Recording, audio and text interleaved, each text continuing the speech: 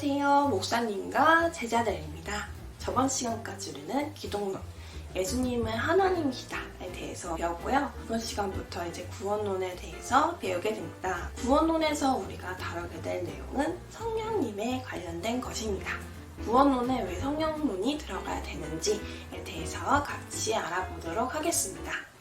먼저 신학의 흐름은 예수님의 12제자를 포함한 사도들, 바울, 그리고 사도들의 제자들인 속사도, 그리고 교부와 신부, 이런 흐름으로 신학이 진행되어져 왔는데요. 원래는 신학이 가장 중점적인 것이고 그 안에 철학이 있다라고 보시면 되는데요.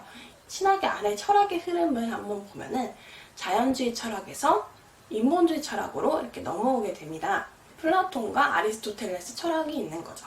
플라톤의 철학을 종교화시킨 사람이 이제 오리겐이라는 교부인데요. 그래서 오리겐의 영향을 받아서 철학과 신학이 같이 공존하게 되었다라고 보시면 되겠습니다. 우리가 신론에서 신존재 증명이라는 것을 말씀드렸습니다. 토마스 아퀴나스의 목적론, 우주론, 존재론, 이런 것들이 있었죠. 이 신존재 증명을 할 때 우리는 성부 하나님과 성자 하나님, 예수님에 대한 거에만 초점이 맞춰져 왔습니다. 인간이 구원받기 위해서 인간은 어떻게 해야 되는가? 인간이 하나님을 찾아가는 그런 형식으로 나타나게 된 것입니다. 그래서 인간은 도덕과 고행과 윤리, 선행을 통해서 하나님을 찾아가야 된다.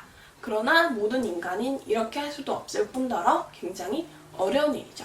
도대체 이 방법으로는 신을 찾을 수 없었습니다. 그러면 반대로 이제 신이 인간에게 와야 된다 했을 때 문제, 양태론과 범신론이라고 했습니다. 양태론과 범신론을 피해야 되는데 이 문제도 굉장히 어렵다라는 말씀을 드렸었습니다. 그래서 정리하면 인간이 신을 찾아가기도 어렵고 신이 인간에게 오기도 어려운데 이 문제를 어떻게 해결할 수 있을까 해서 등장한 게 바로 삼위일체다라는 것이죠. 하늘에도 신이 있고 이 땅에도 신이 있고 인간의 마음에도 신이 있어야 된다라는 것입니다. 그러면 성령님에 대한 내용, 성령 하나님은 누구인가? 성령 하나님은 왜 필요한가? 이런 것들이 부족하게 되었다라는 것입니다. 그래서 성령 하나님은 누구냐라는 것입니다. 우리가 알고 있는 성령 하나님은 고린도전서 12장 8절에 보면요. 각종 지식과 지혜와 방언, 신유, 예언, 이런 것들을 이제 교회가 강조하였습니다. 그러다 보니까 교회가 이렇게 분산이 되어지게 된 거죠.